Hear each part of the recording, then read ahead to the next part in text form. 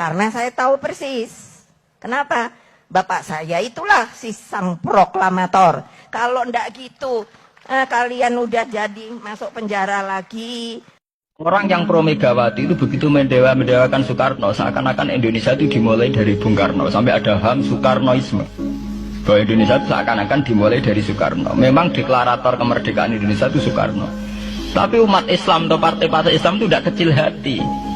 Karena embrio yang bernama Indonesia itu dari tahun 1908.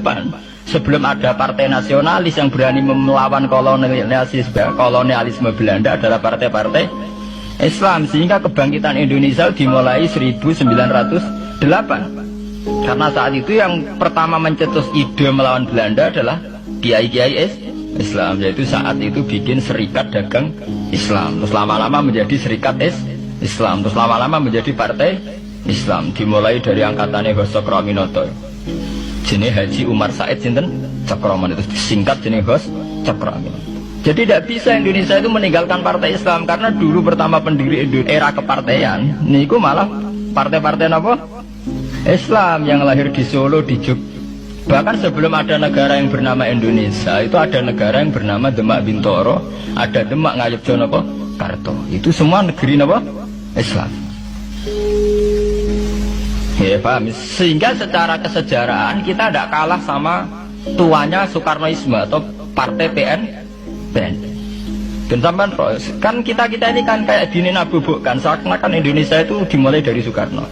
Sehingga nak wani Pak Karno itu koyo-koyo itu kita anti Indonesia. Ya kita tidak mungkin nggak menghormati Soekarno, beliau sebagai pahlawan besar kita hormati. Ya, tapi ya kebesaran Pak Karno demi bangsa Indonesia jangan kemudian direduksi, disederhanakan hanya melewati partai.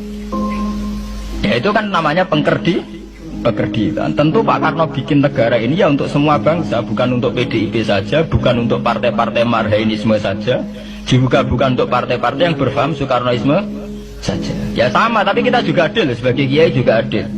Hos Cokroaminoto bikin partai Islam ada untuk mengusir Belanda dari bumi Indonesia, yang nantinya juga untuk kepentingan semua bangsa Indonesia, tidak hanya yang Islam saja. Ya kita adil, sama-sama adil. Saat nasionalisme ya tidak mengurangi keagamaan, saat keagamaan tidak mengurangi nasionalis. Tapi itu tadi kemudian ini dikerdilkan secara politik. Di sawangannya nawas duet Pak Hasim Mega nasionalis religius itu sudah ditren. Agar duet tenangane pasangan nasionalis sampai apa nak nasionalis terus wajib sholat, apa nak religius terus gak wajib nasional. Sebetulnya itu kan apa kan orang Indonesia itu wajib sholat hanya karena atas nama nasionalis. Apa nak gue ngiyai itu wajib bayar pajak. Itu kan pengkerdilan, proses pembohongan ya. Pembohongan secara publik. Itu dibodokno, sedurunge bodoh kan. Itu kan repot.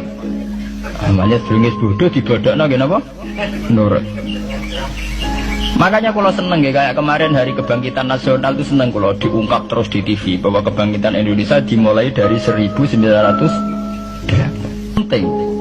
Pentingnya bahwa orang-orang yang sok Soekarnoisme biar tidak mereduksi Pak Karno hanya milik mereka sendiri, karena bangsa ini berdiri semenjak 1908. Dimulai dari gerakan Budi Utomo sampai Hos Cokroaminoto sampai macam-macam ya, serikat-serikat Islam.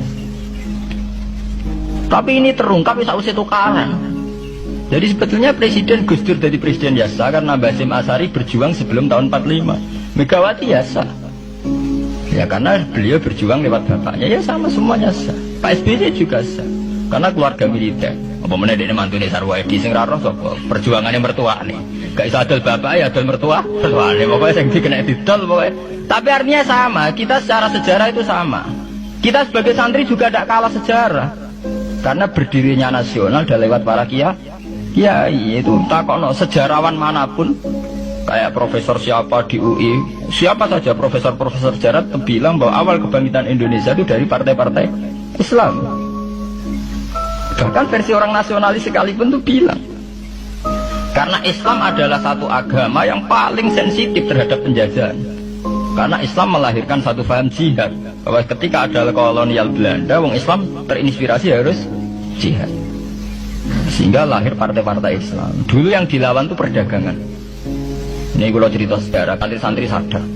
Jadi santri salaf dengan model sekarang sing ora roh duit, ora roh dagang itu sebetulnya mengkhianati pendiri santri.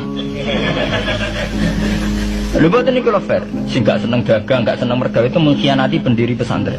Sampai lihat sejarah, tahun 1908 itu namanya tidak SI, tidak Serikat Islam, tapi Serikat Dagang Islam.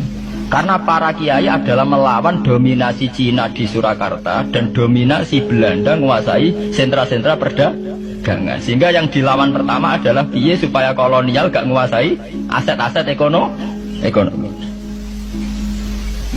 Sama takono sejarah, cek versi kiai, cek versi buku, asal gak versi klenek.